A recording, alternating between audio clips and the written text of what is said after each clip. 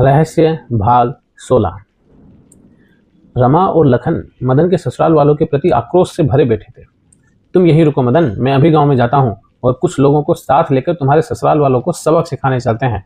इतना बोलकर लखन जाने को हुआ ही था कि मदन ने उसका हाथ पकड़ लिया। रुको रुको जिया जी रुको, आप लोग जैसा समझ रहे हो वैसा कुछ नहीं है, पहले मुझे मेरी बात को पूरी करने दो। मदन की बात सुनकर लखन रुक गया और उसे आगे बोलने को कहा। बोलो मदन, अभी और क्या बताना है?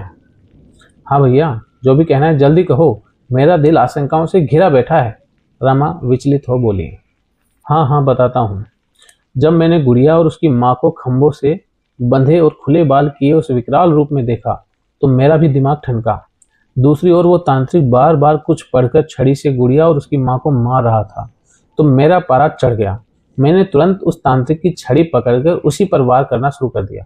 मुझे ऐसा करते देख मेरे सालों ने उस तांत्रिक को मुझसे बचाया तो मैंने गुस्से में उन लोगों को भी दूर धकेल दिया और जाकर गुड़िया की माँ को खंबे से खोला ही था कि क्या क्या की आगे बोलो मदन, आगे क्या हुआ? लखन बार बार पूछे जा रहा था। फिर मदन ने बोलना शुरू किया। जैसे ही मैंने गुड़िया की माँ को खंबे से खोला वो गुर्राते हुए उस तांत्रिक को झपटी और उसके हाथ पर काट लिया और उसकी छड़ी छीनकर तोड़ दी।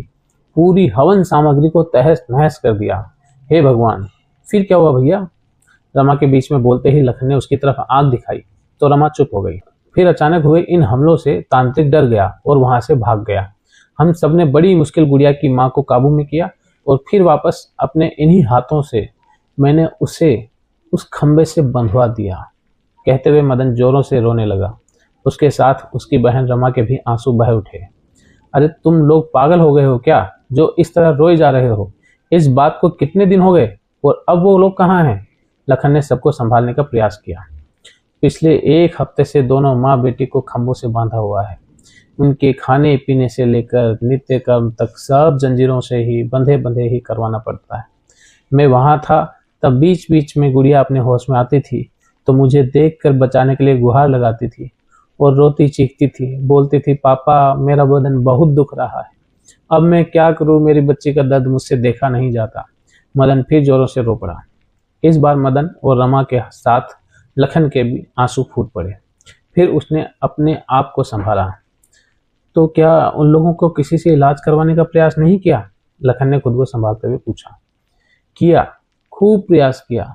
उनके इलाज के लिए कई तांत्रिक, कई देवी देवता सब बुला लिए और पूछ लिए, परंतु उन दोनों पर पता नहीं ऐसी कौन सी बुरी आत्मा ने अपना अधिकार कर लिया है कि उनका पीछा छोड़ने का नाम ही नहीं लेती। उनके इलाज के चक्कर में इधर उधर गांव से गांव जोगी फकीर तांत्रिक सबको ढूंढते फिर रहा था। ढूंढते हुए यहाँ पास के गांव में एक तांत्रिक रहता था, उसके पास आया था तो पता चला वो मर गया।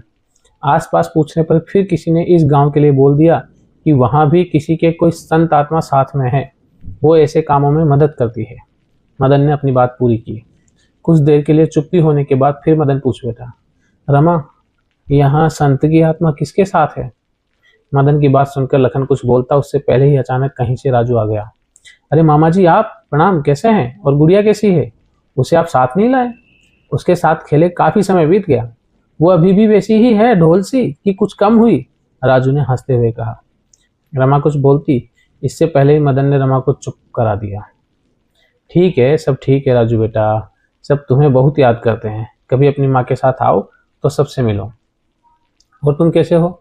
मदन ने यह सोचकर कि बच्चे को आत्माओं के बारे में बताना ठीक नहीं है, उसे अपने दुख का एहसास नहीं होने दिया।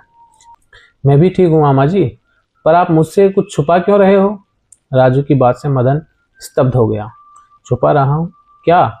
मैं तो कुछ भी नहीं छुपा रहा बेटा। मदन ने बात को टालने का प्रयास किया।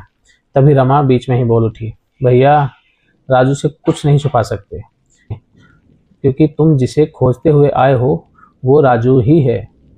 क्या राजू? अपना राजू? मदन ने आश्चर्य से कहा।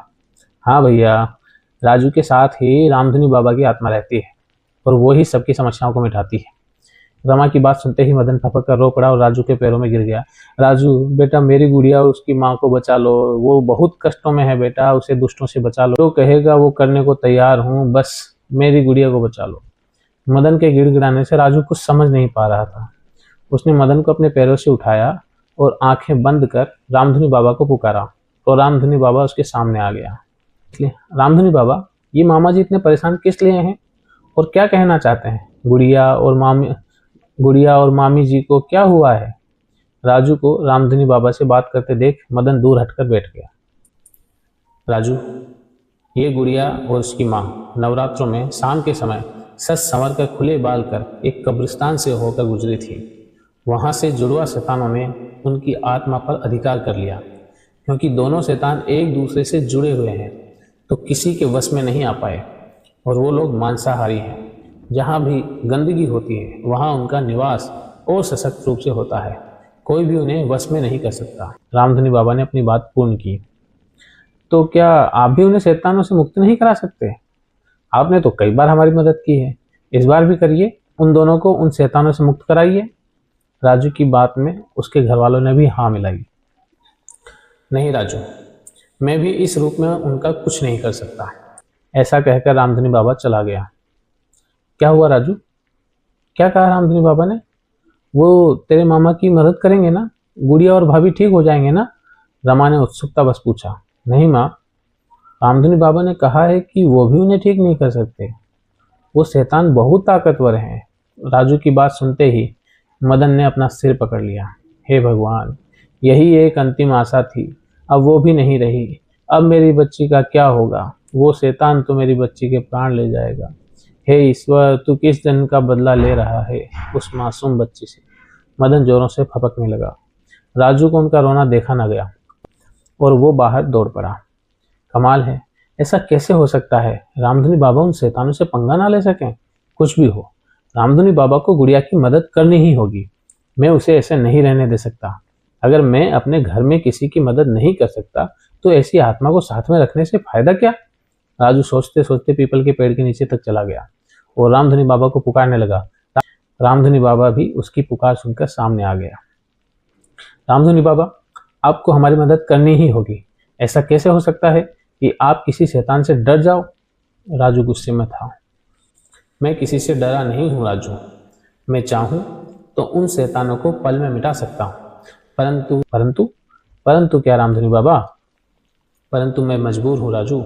इस अवस्था में मैं उनका कुछ नहीं कर सकता। इस अवस्था में मतलब मुझे और ताकत की ज़रूरत है, और उसके लिए मुझे तुम्हारे शरीर में प्रवेश करना होगा। उससे मेरी ताकत अपने चरम पर होगी और मैं किसी का भी नाश कर सकता हूँ। रामधनी बाबा की बात सुनकर राजू कुछ देर सोच में पड़ गया। फिर गुड़िया को याद कर तैयार हो गया। ठीक है बाबा, मैं तैयार हूँ।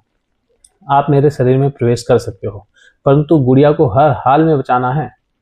राजू, तुम चिंता बिल्कुल मत करो। मैं तुम्हारे शरीर में प्रवेश करते ही बहुत ज़्यादा ताकतवर हो जाऊंगा और फिर मैं किसी भी बुरी ताकत का नाश कर सकता हूँ। तुम्हारे शरीर में प्रवेश है तो तुम्हें रात को अकेले में यहाँ आना होगा, और हाँ, इस बारे में किसी को बताना मत, रामधनी बाबा ने निर्देश दिया। ठीक है बाबा, परंतु फिर क्या आप हमेशा मेरे शरीर में रहोगे? राजू ने चिंता व्यक्त की। नहीं राजू, जब किसी समस्या का समाधान करना होगा तब ही मैं तुम्हारे शरीर में प्रवेश करूंगा। बस इसके बाद मैं तुम्हें सामने नहीं दिखाई दूंगा। जब भी कोई बात होगी मैं तुम्हारे शरीर में प्रवेश करके ही समाधान कर पाऊंगा। रामधनी बाबा की बात से सहमत हो राजू चला गया। रात को सबके सो जाने के बाद राजू चुपचाप पीपल के पेड़ के नीचे पहुंचा और वहां जाकर रामधनी बाबा को पुकारा। उसकी आवाज़ से रामधनी बाबा सामने आ गया। राजू, पिछली बार की तरह ही इस बार भी एक छोटी सी विधि करने के बाद ही मैं तुम्हारे शरीर में प्रवेश कर सकता हूँ। इसके लिए जैसे मैं कहता हूँ वैसे करते रहो। पहले चबूतरे पर एक छोटा सा गड्ढा खोदो। अब उसमें तुम्हारे सिर का बाल, पैर के नीचे की मिट्टी और तुम्हारे कपड़े में से एक टुकड़ा फाड़ कर डालो। अब पास रखे नुकीले पत्थर से अपने हाथ से 2 बूंद खून की निकाल कर गड्ढे में डालो और बोलो, हे रामधनी बाबा की आत्मा, मैं अपना शरीर, अपनी आत्मा, अपनी मर्जी से तुम्हें समर्पित करता हूँ। रामधनी बाबा के कथनानुसार राजू ने सब विधि कर उच्चारण किया। विधि संपूर्ण होते ही जोर से हवा चली और हट की आवाज आई। राजू की आंखें लाल हो चुकी थी। उस पर अब रामधनी बाबा का अधिकार हो चुका था। इसी के साथ राजू और रामधनी बाबा का संबंध और मजबूत हो गया। इस भाग में इतना ही।